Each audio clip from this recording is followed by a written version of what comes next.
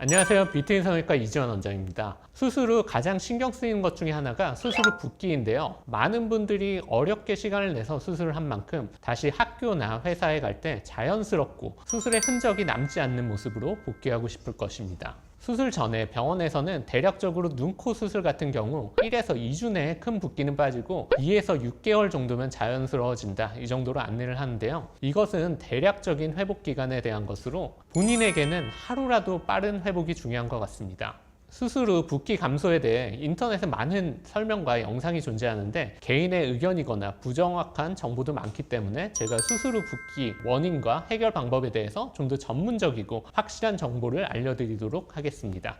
수술 전이나 수술 후 마취가 깨서 안정화되셨을 때 이 영상을 보시면 많은 도움이 될 것 같습니다. 먼저 수술 후에 왜 붓는지에 대해서 알아보겠습니다. 이 그림은 의과대학 학생 때 많이 보던 그림인데요. 시험에도 많이 나왔던 내용 같습니다. 수술 후 상처의 회복 단계는 지열, 염증기, 증식기, 성숙기 이런 순으로 나타나게 됩니다. 수술 후 1일 정도가 되면 출혈을 다 멈추고 지열 단계가 종료가 됩니다.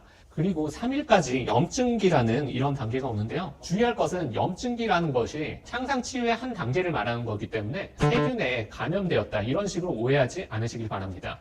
이 염증기가 이렇게 3일까지 이어지는데 이때 수술 부위가 최대한 붓게 됩니다.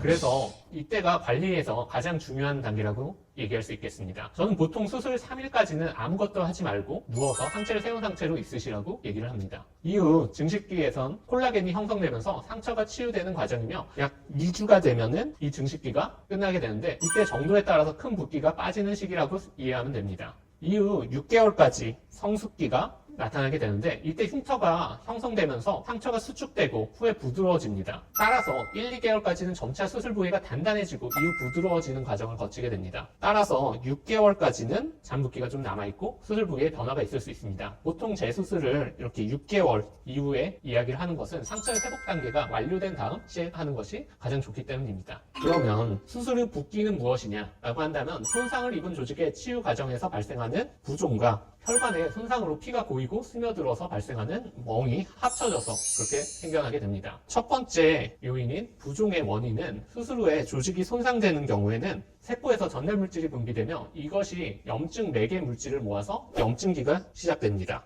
따라서 이 반응을 억제해주는 약물을 투여한다면 부종을 최대한 줄일 수 있습니다. 부종의 정도를 결정하는 정도는 수술 시의 조직의 손상 정도, 즉 수술 범위가 넓은 절개 쌍꺼풀이 매몰보다 더 부종이 많습니다. 그리고 수술 부위의 조직의 치밀한 정도인데 예를 들어 눈 주위는 조직이 느슨하기 때문에 부종이 잘 생기고 그리고 코 수술을 했을 때도 코 쪽의 조직은 좀 치밀하고 눈 쪽의 조직이 느슨해서 눈 쪽으로 붓게 되는 현상이 나타납니다. 주로 염증기에 최대로 나타나기 때문에 2, 3일 정도가 최대로 나타나게 됩니다. 그래서 염증기가 끝나면 붓기가 좀 줄어든다고 볼 수 있습니다. 두 번째, 붓기의 원인인 멍이 생기는 원인은 수술 시에 손상된 모세혈관의 혈액이 세포 사이로 흘러나와 피부를 통해서 비춰지는 것입니다. 예를 들어 눈 주위에는 피부가 얇은 데에 비해 혈액 공급이 풍부하고 눈 주위의 피하 조직은 여유가 많기 때문에 혈액의 혈관의 유출이 잘 일어납니다. 따라서 눈 수술은 다른 부위에 비해서 멍이 좀 잘 생기는 편입니다. 이러한 멍이 회복되는 과정은 유출된 혈액이 헤모글로빈이 파괴가 되면서 분해가 되는데 이런 과정을 통해서 분해가 됩니다. 이 때문에 멍의 색깔 변화가 나타나는데요. 주로 빨강에서 보라 쪽에서 초록, 노랑, 황금색 쪽으로 변하게 됩니다. 시기는 대략 이른 시기에는 빨간색, 보라색으로 나타나고 한 7일 이후에는 노란색으로 점차 옅어지는 정도고 보통 멍이 심하게 든 경우 일주일 이상 갈 수 있다고 설명을 하는 편입니다. 하지만 이런 회복 단계도 일반적인 설명이지 사람에 따라서 다릅니다. 그리고 수술 후에는 내 상태가 가장 중요하기 때문에 본인의 상태에서 가장 빠른 회복을 위해 노력해야 합니다. 붓기 감소에 대해서 찾아보면 많은 설명과 영상이 존재하는데 대부분이 그냥 일반적인 사실이거나 개인적인 의견이 많이 들어간 내용이 많습니다. 그래서 저는 멍과 부종을 줄이는 효과적인 방법을 교과서에 근거하여 팩트에 의거해서 검증된 것만 설명해 드리도록 하겠습니다. 제가 생각하는 가장 중요하고 기본적인 것이 수술 후 자세인데요. 대부분의 수술에서 수술 후 기본 자세는 수술 부위를 심장보다 높게 올리는 것입니다. 수술 부위의 혈압은 심장과의 관계에 따라 달라지기 때문에 수술 부위를 심장보다 높게 유지하는 것이 즉 반자의 자세가 좋습니다. 이런 식으로 수술 부위의 혈압을 낮게 유지하는 경우 멍과 붓기를 최소화할 수 있습니다. 따라서 반좌식 자세는 효과가 좋은 방법입니다. 두 번째는 얼음찜질인데 병원에서 2, 3일까지 얼음찜질을 하게 안내를 하는 편입니다. 성형수술 이외에 모든 수술에서도 스스로 얼음찜질을 좀 권하는 편인데요. 이는 혈관의 수축으로 출혈을 적게 하고 조직의 대사량, 산소 소비량을 줄여서 좀 부종을 줄일 수 있기 때문입니다. 또한 신경 전달 속도도 조금 느리게 해서 통증을 줄여주는 부가적인 효과도 있습니다. 하지만 3일 이상 사용하는 경우 혈관 수축, 세포의 저온 손상 등으로 세포 회복에는 결코 좋지는 않기 때문에 2, 3일 이후에는 혈액과 림프순환을 촉진시키기 위해서 온찜질을 추천하는 편입니다. 하지만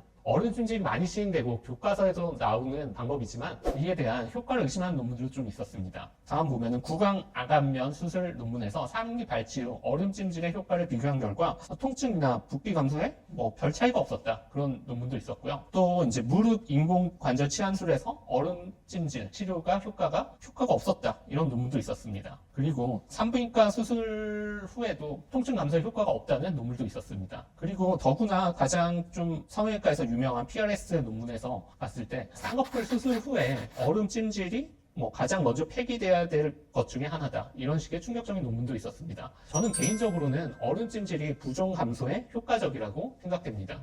환자들한테도 효과를 본 적이 많고, 이제 얼음 찜질 안 했을 경우보단 했을 경우에 훨씬 더 이제 부종 감소 효과가 있었기 때문인데요. 다른 생각의 논문들도 있기 때문에 이 효과에 대해서는 저는 세모를 주겠습니다. 수술 후 일상 활동은 수술 후 3일까지는 가벼운 활동만을 하는 것이 부종 감소에 효과적입니다. 3일 이후에는 가벼운 산책 같은 걸 하는 경우 림프 혈액순환에 도움을 주어 부종 감소에 좋은 역할을 함으로써 한 3일 이후에 가벼운 산책이나 활동을 하는 것을 저는 추천하는 편입니다.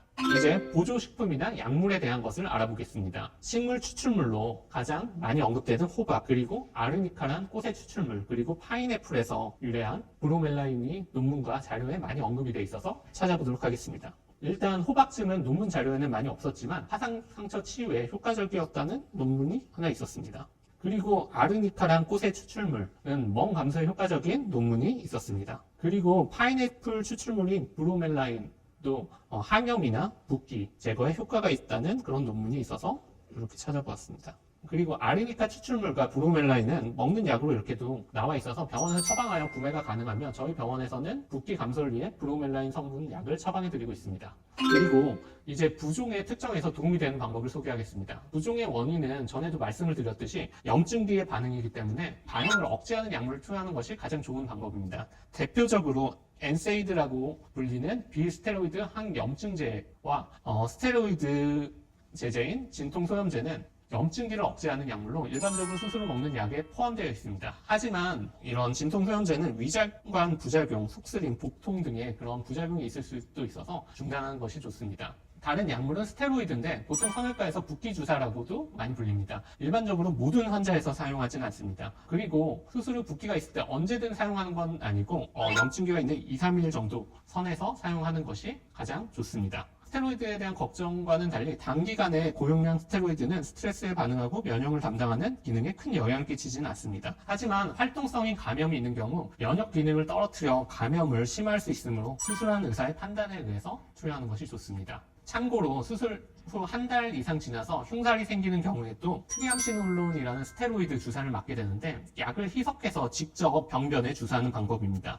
이거는 이제 비후성 반응이나 헬로이드 흉터에서 효과적인 주사입니다. PRS 저널의 논문에서도 스테로이드의 주사로 부종의 감소를 나타내는 데 효과적이라는 결과가 있었습니다. 다음으로 멍을 빨리 제거할 수 있는 방법에 대해서 찾아봤습니다. 멍은 색깔이 있기 때문에 색소에 반응하는 레이저 치료가 일반적으로 효과적으로 보입니다. 첫 번째로 붉은 혈색소를 타겟으로 하는 595나노미터 펄스 가이드 레이저가 있고, 그리고 IPL이라고 불리우는 다양한 파장의 빛으로 치료하는 기기가 있습니다.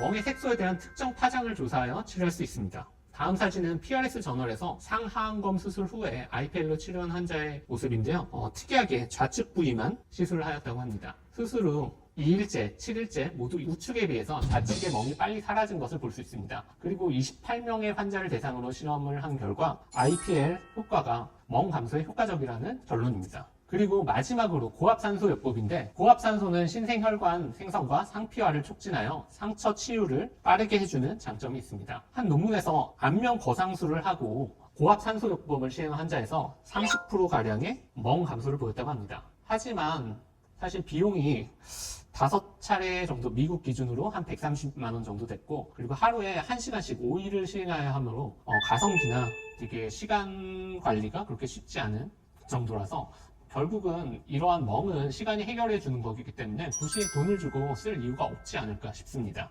정리하면 붓기 감소에 검증된 치료 방법은 이제 소염제, 스테로이드 같은 약물이고, 멍을 줄이는데 레이저 치료와 고압산소 요법이 있으나 가성비는 그렇게 좋진 않고요. 그리고 멍과 부종을 모두 다 줄일 수 있는 공통적인 방법으로는 얼음찜질, 수술 후 반자의 자세, 식물 추출물 등을 사용하는 것이 검증된 방법이며, 개개인의 상황에 따라서 이 방법들을 적절히 사용한다면 보다 빠르게 붓기를 뺄 수 있을 것으로 보입니다. 지금까지 수술 후 붓기의 원인과 관리에 대해서 설명해 드렸습니다. 조금 전문적인 내용도 있어서 어려울 수도 있으나 수술 전후로 참고해서 보시면 감사하겠고요. 나만의 비법이 있거나 궁금하신 점이 있으면 댓글로 남겨주시면 감사하겠습니다. 지금까지 비트인 성형외과 공감 닥터 환원장 이지원 원장이었습니다. 감사합니다.